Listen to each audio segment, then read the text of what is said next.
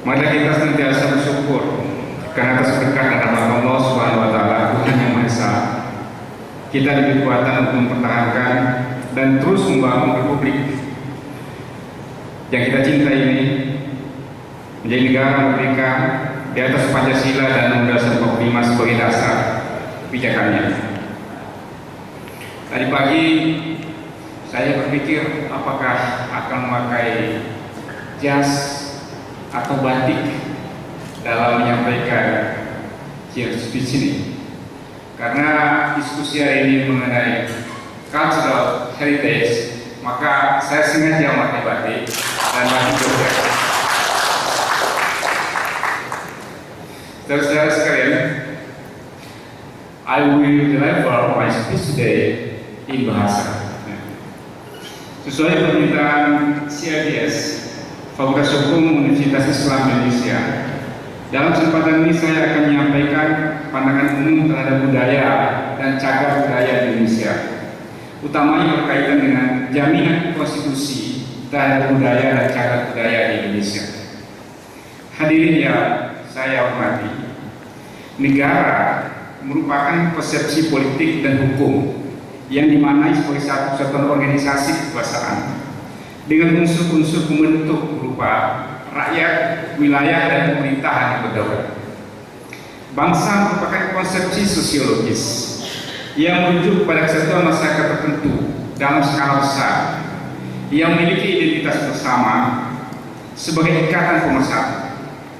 Identitas itu dapat berdasarkan kesamaan yang bersifat tradisional, yaitu etnis, agama, dan bahasa, maupun ikatan yang lebih modern berupa kesamaan cita-cita dan tata nilai buah dari pengalaman hidup bersama. Dalam praktiknya, penyebutan suatu bangsa juga dapat didasarkan pada dua atau lebih ikatan persamaan. Sedangkan budaya merupakan konsepsi sosiologis yang merujuk pada sistem nilai dan tata hidup bersama suatu masyarakat, baik aspek religi, hukum, ekonomi maupun seni. Budaya bersifat dinamis dalam arti terus berkembang secara evolutif bersama dengan proses interaksi tanpa akhir yang ada dalam suatu masyarakat. Potret interaksi sosial dalam masyarakat sebagai suatu sistem budaya dengan berbagai manifestasinya, baik berupa benda maupun nilai dan sistem, disebut sebagai peradaban. Dalam konteks ini, terbentuknya suatu bangsa adalah hasil dari dinamika budaya. Negara sebagai organisasi kekuasaan modern adalah puncak dari proses budaya ini. Tentu saja, konsepsi dan identitas bangsa dan negara akan selalu mengalami perubahan evolutif seiring dengan dinamika budaya dan masyarakatnya. Hal demikian menunjukkan bahwa walaupun negara, bangsa, dan budaya adalah tiga konsepsi yang berbeda, namun tidak dapat dipisahkan antara satu dengan yang lain. Hal tersebut jelas dapat dilihat dalam konteks Indonesia, bahwa negara Indonesia yang diproklamirkan pada tahun 1945 adalah suatu negara bangsa. Organisasi negara diperlukan sebagai kerangka bagi kehidupan sosial yang disebut bangsa. Karena itu negara yang dibentuk berdasarkan konstitusi adalah rumah bagi bangsa Indonesia. Karena itu pula istilah yang kita gunakan untuk menyebut para tokoh kemerdekaan adalah para pendiri bangsa. Walaupun sesungguhnya identitas sebagai bangsa Indonesia telah lahir dan berkembang sebelum kemerdekaan Indonesia. Proses budaya yang membentuk nilai dan karakter bersama yang menjadi dasar terbentuknya bangsa, dan kemudian diformalkan menjadi satu negara. Di dalam proses budaya berkembang tata nilai dan sistem hidup yang diterima bersama. Tata nilai dan sistem hidup ini diwujudkan baik dalam bentuk sistem dan norma sosial maupun dalam bentuk benda-benda budaya. Tata nilai dan sistem yang berkembang dalam budaya inilah yang menjadi akar identitas bersama dari suatu bangsa, sekaligus menjadi sumber nilai sehingga mengikat. Dan ketika diformalisasikan dalam bentuk norma negara, akar identitas dan nilai menjadi sumber kepatuhan dari seluruh warga negara. Hadirin yang berbahagia, dalam filsafat politik, budaya nasional adalah jiwa bangsa, force, yang menjadi pemersatu, pemandu cita-cita, bahkan kekuatan bangsa untuk maju, mandiri dan bertahan menghadapi segala macam bentuk tantangan. Oleh karena itu, suatu negara yang mengalami persoalan dengan kemandirian, baik secara politik maupun ekonomi, sesungguhnya adalah negara yang dilihat dari aspek kebangsaan telah mengalami krisis identitas, sehingga mengalami keterasingan dan dengan mudah mengasosiasikan diri dengan negara lain atau mengalami sindrom inferioritas. Suatu negara yang tengah mengalami konflik sosial atau perang saudara pasti didahului dengan krisis identitas, sehingga tidak ada lagi ikatan bersama yang mampu meredam perpecahan. Oleh karena itu, untuk mempertahankan bangsa dan negara serta mencapai cita-cita mandiri, selalu diperlukan penegasan identitas dan nilai kebangsaan. Identitas dan nilai kebangsaan itu hadir dan termanifestasikan dalam sistem budaya dan benda-benda budaya. Hal itu tentu tidak dilakukan hanya melalui pendidikan formal, apalagi slogan semata, melainkan harus menjadi bagian dari kerja kebudayaan itu sendiri. Sebagai rumah bangsa, negara memiliki tanggung jawab untuk melindungi dan mengembangkan budaya nasional yang menjadi akar identitas dan nilai kebangsaan kita. Hadirin yang saya hormati, Undang-Undang Dasar 1945 dalam perspektif hukum adalah hukum tertinggi yang mengatur dasar-dasar penyelenggaraan berbangsa dan bernegara. Undang-Undang Dasar 1945 bukan hanya merupakan konstitusi politik seperti konstitusi dari berbagai negara liberal, melainkan juga merupakan konstitusi ekonomi dan konstitusi sosial dan budaya. Pembukaan Undang-Undang Dasar 45 secara tegas mengakui bahwa pembentukan negara Indonesia adalah manifestasi dari hak bangsa untuk merdeka. Proklamasi kemerdekaan 17 Agustus 45 adalah pernyataan kemerdekaan bangsa Indonesia dengan jalan membentuk organisasi negara sendiri. Hal ini menegaskan bahwa eksistensi Indonesia sebagai sebuah bangsa telah ada sebelum adanya negara Indonesia. Eksistensi bangsa Indonesia adalah produk dari budaya peradaban masyarakat Nusantara yang dapat saja dilacak mulai dari masa kejayaan kerajaan-kerajaan Nusantara yang jauh ada dan lahir sebelumnya. Sebagai hukum tertinggi di Indonesia, Undang-Undang Dasar 45 adalah wujud kesepakatan bersama seluruh Indonesia yang memiliki identitas sebagai bangsa. Identitas itu terbentuk oleh kesamaan pandangan terhadap hidup dan kehidupan yang melahirkan tata nilai yang diterima kebenarannya. Kesamaan pandangan dan tata nilai ini pula yang menjadi dasar filosofi bagi semua ketentuan dasar di dalam konstitusi kita, Undang-Undang Dasar 1945. Dasar filosofis inilah yang selanjutnya dikristalisasi dalam Pancasila. Di dalam pembukaan 1945, kita juga dapat menemukan pengakuan konstitusional terhadap keragaman yang dimiliki oleh bangsa Indonesia. Alinea keempat, pembukaan UUD 45 menegaskan bahwa salah satu tujuan nasional Indonesia adalah melindungi segenap bangsa Indonesia dan seluruh tumpah darah Indonesia. Frasa segenap bangsa Indonesia menunjukkan bahwa terdapat komponen-komponen yang membentuk bangsa Indonesia. Dari pernyataan tersebut kita dapat mengetahui bahwa identitas kebangsaan bukan atas dasar etnis, agama, maupun bahasa yang memang berbeda-beda, tetapi lebih kepada kesatuan cita-cita dan tata nilai. Jaminan keragaman ini juga dituangkan dalam semboyan Bhinneka Tunggal Ika. Artinya, keragaman budaya atas dasar perbedaan agama, etnis maupun kesukuan tetap dijamin. Bahkan keragaman itu diletakkan sebagai dasar bagi adanya persatuan. Di atas keragaman budaya itulah terbentuk identitas dan tata nilai bangsa Indonesia. Pengingkaran terhadap keragaman itu sama halnya dengan pengingkaran terhadap eksistensi bangsa Indonesia. Hadirin dan saudara-saudara yang saya hormati, ladies and gentlemen, berpijak pada landasan berpikir demikian, UUD 45 memberikan jaminan yang kuat terhadap identitas budaya masyarakat. Pasal 28I ayat 3 UUD 45 menyatakan bahwa identitas budaya dan hak masyarakat tradisional dihormati selaras dengan perkembangan zaman. Budaya menurut UUD 45 memiliki peran dalam meningkatkan kualitas hidup dan mewujudkan kesejahteraan umat manusia. Oleh karena itu pasal 8C ayat 1 memberikan jaminan kepada setiap orang untuk mendapatkan pendidikan, memperoleh manfaat dari seni dan budaya di samping ilmu pengetahuan dan teknologi. Jaminan dan pengakuan negara tidak hanya terbatas kepada hak individual dan hak masyarakat tradisional.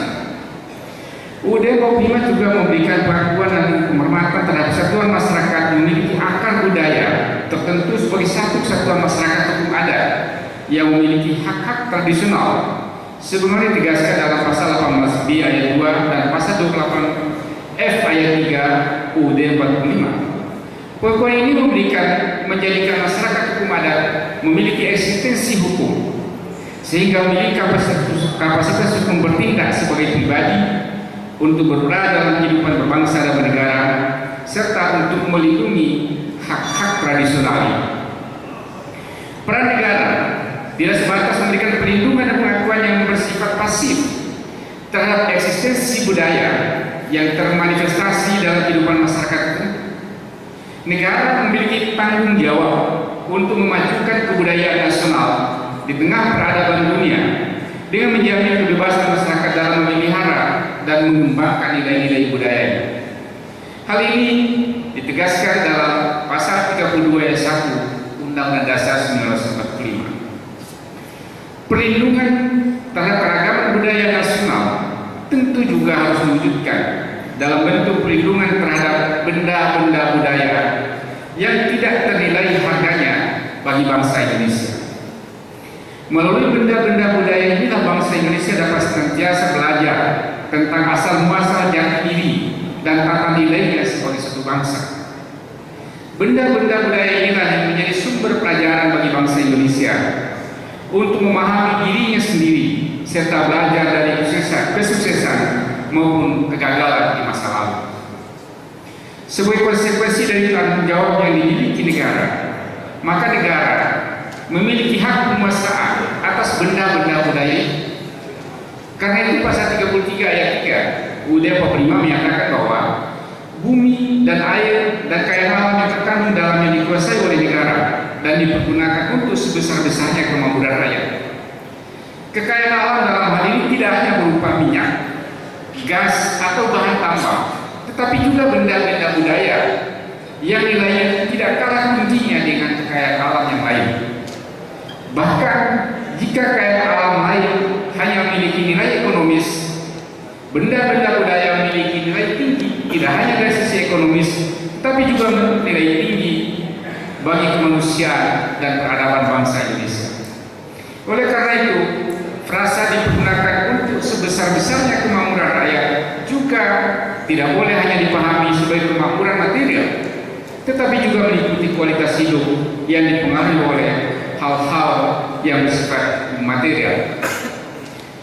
Hadirin yang saya muliakan, salah satu wujud jaminan konstitusional perlindungan budaya dan hak memperoleh manfaat dari budaya sekaligus tanggung jawab negara dalam memajukan kebudayaan nasional telah dibentuk Undang-Undang Nomor 11 Tahun 2010 tentang Cagar Budaya. Undang-undang ini diperlukan karena adanya semangat dan kesadaran bahwa cagar budaya merupakan kekayaan bangsa Indonesia sebagai wujud pemikiran dan perilaku kehidupan bangsa Indonesia yang penting untuk memahami perkembangan sejarah, ilmu pengetahuan dan kebudayaan dalam kehidupan masyarakat berbangsa dan bernegara. Oleh karena itu, cagar budaya perlu dilestarikan dan dikelola melalui upaya perlindungan, pengembangan dan pemanfaatan untuk memajukan kebudayaan nasional demi kemakmuran rakyat. Pasal 3 Undang-Undang Nomor 11 2010 menyatakan bahwa tujuan pelestarian cagar budaya adalah Satu, untuk melestarikan warisan budaya bangsa dan warisan umat manusia. Dua, meningkatkan harkat dan martabat bangsa melalui cagar budaya. Tiga, memperkuat kepribadian bangsa. Empat, meningkatkan kesejahteraan rakyat. Lima, mempromosikan warisan budaya bangsa Indonesia kepada masyarakat internasional. Perlindungan khusus terhadap cagar budaya diperlukan karena berbagai ancaman, baik berupa perkembangan wilayah dan perkembangan yang tidak terkendali, tindakan-tindakan yang mengambil nilai ekonomi bagi kepentingan perseorangan, maupun kondisi dari cagar budaya yang memerlukan tindakan khusus. Oleh karena itu diperlukan pengaturan, pemanfaatan dengan memperhatikan aturan hukum adat dan norma sosial yang berlaku dalam masyarakat pendukungnya. Upaya pelestarian cagar budaya bertujuan untuk melindungi, mengembangkan, dan memanfaatkan cagar budaya yang harus memperhatikan keseimbangan antara kepentingan akademis, kepentingan ideologis, dan kepentingan ekonomis. Undang-Undang Nomor 11 Tahun 2010 memberikan kewenangan kepada pemerintah dan partisipasi masyarakat dalam mengelola cagar budaya dalam suatu sistem manajerial perencanaan, pelaksanaan, dan evaluasi yang baik. Kesadaran terhadap pentingnya cagar budaya juga telah ada pada masyarakat internasional dan menjadi bagian dari perkembangan hukum internasional. Telah terdapat berbagai instrumen hukum internasional yang memberikan perlindungan terhadap cagar budaya, seperti Convention for the Protection of Cultural Property in the Event of Armed Conflict, kemudian tahun 1954, Convention Concerning the Protection of the World Cultural and Natural Heritage tahun 1972, dan Convention on the Means of Prohibiting and Preventing Illicit Import, Export, and Transfer of Ownership of Cultural Property tahun 1970. Namun serangkaian produk hukum baik pada level nasional maupun internasional itu belumlah cukup. Terbukti bahwa hingga saat ini banyak kawasan dan benda cagar budaya yang rusak atau hilang. Bahkan yang berada di museum pun dapat hilang. Terbukti bahwa perdagangan dalam harta terhadap benda cagar budaya di level internasional masih marak terjadi. Selain itu, terbukti pula bahwa banyak perang yang terjadi yang mengakibatkan kewajiban perlindungan terhadap cagar budaya menjadi terabaikan. Dengan kata lain, persoalan perlindungan cagar budaya saat ini adalah pada level komitmen yang harus ditunjukkan dengan perhatian berupa alokasi sumber daya yang cukup untuk melindungi cagar budaya. Komitmen dan tindakan nyata hanya mungkin ada jika ada kesadaran arti penting cagar budaya bagi peradaban dan kemanusiaan. Demikian juga kerjasama internasional menjadi sangat penting untuk ditingkatkan. Karena dengan kerjasama internasional akan lebih memungkinkan perlindungan benda dan cagar budaya dari kerusakan atau dari pencurian, karena benda dan cagar budaya di samping milik suatu bangsa juga milik umat manusia sebagai warisan kebudayaan dunia. Saudara-saudara peserta simposium yang saya hormati, sebelum mengakhiri kirap speech ini, saya mengucapkan selamat mengikuti simposium kepada seluruh peserta. Mudah-mudahan kehadiran saudara-saudara akan menjadikan simposium ini sebagai fokus strategis, forum strategis untuk turut merumuskan saran dan rekomendasi yang insya Allah membawa manfaat serta kontribusi optimal bagi upaya perlindungan terhadap budaya dan cagar budaya Indonesia. Demikian, billahi taufiq hidayah. Wassalamualaikum warahmatullahi wabarakatuh.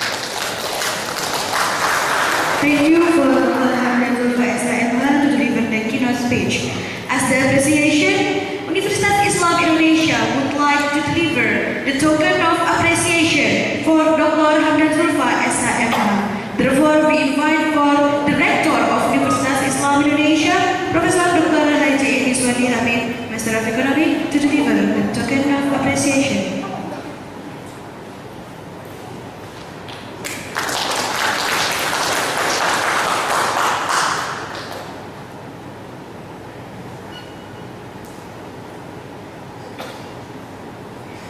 Thank you.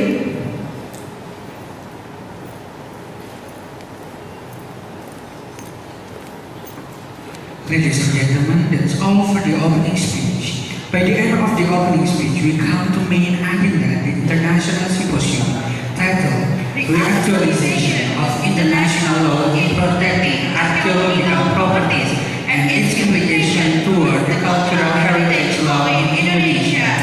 Mapping the future of international and comparative law, scholars in Indonesia and Adam Woolworth contribution on economics and cultural property laws. Ladies and gentlemen, the symposium will be moderated by Mr. Gabe N.W. Esa. Before that, we would like to introduce the curriculum vitae of our moderator today. His complete name is Mr. Gabe Nurcahyo Wisudanto Esa. He lives in Nusa Barat, number 3, Jakarta. We can reach him in email kapoeranger@gmail.com or through cell phone in 08112278944, and he has finished his undergraduate degree in Law Faculty, Universitas Islam Indonesia. we welcome our moderator for the first session, Mr. Gabe N.W. Esa. Time yours.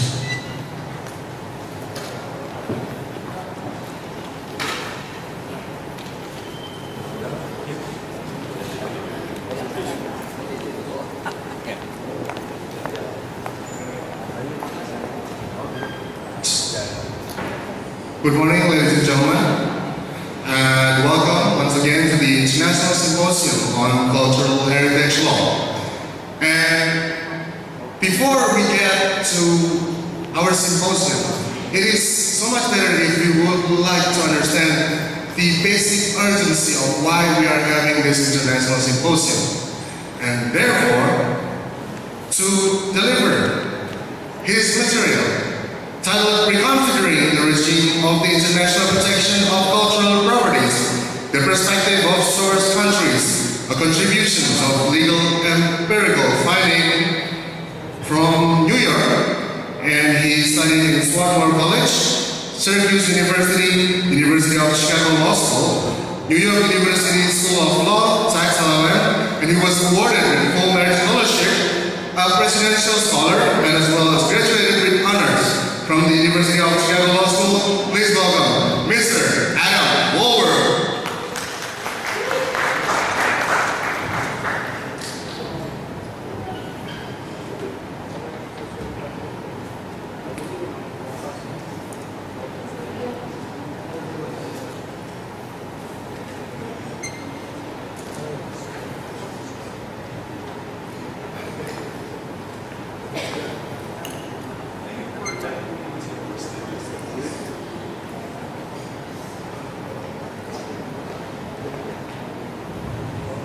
Hello. Thank you for inviting me to your prestigious university with such a distinguished group of scholars, and thank you to Renato for inviting me to Indonesia. It's gratifying to see such a wonderful turnout to discuss what I hope will be a topic of interest to everyone, but certainly a topic of interest to me, cultural property laws and new empirical perspective on the current cultural property law regimes in various countries. I'm not going to talk about international law. I'll leave that to Anna.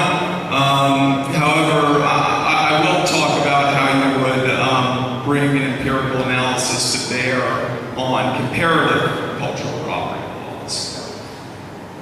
There are basically 3 goals of this lecture. The first is to introduce some basic principles of empirical research and to show how empirical and economic analysis can lead to novel and unexpected results in the area of cultural property.